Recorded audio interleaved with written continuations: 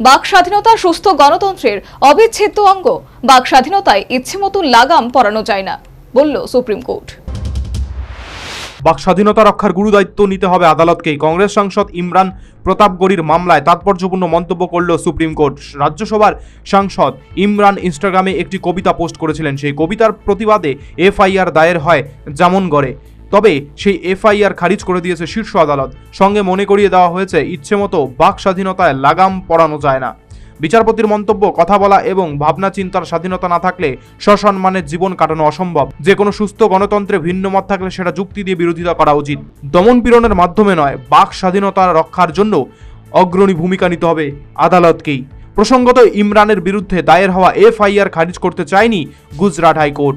তাদের দাবি ছিল জনপ্রতিনিধি হিসাবে দায়িত্ব জ্ঞানহীন আচরণ করেছেন ইমরান। শেষ পর্যন্ত সুপ্রিম কোর্টে স্বস্তি পেলেন কংগ্রেস সাংসদ। বিচারপতি অভয় এস ওকা এবং উজ্জ্বল ভুইয়ার বেঞ্চে কংগ্রেস সাংসদের মামলার শুনানি শুরু হয় শুক্রবার। প্রথমেই ইমরানের বিরুদ্ধে এফআইআর খারিজ করে শীর্ষ আদালত।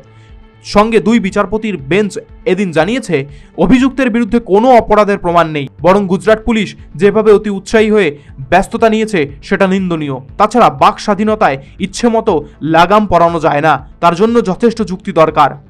সংবিধানের 19(2) অনুচ্ছেদ কখনই 19(1) অনুচ্ছেদে বর্ণিত অধিকারকে ছাপিয়ে যেতে পারে না।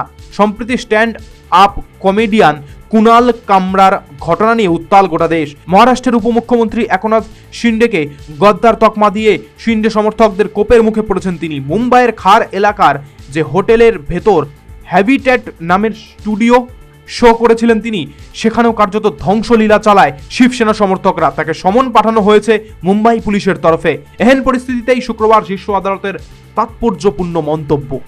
National bureau report, news vanguard.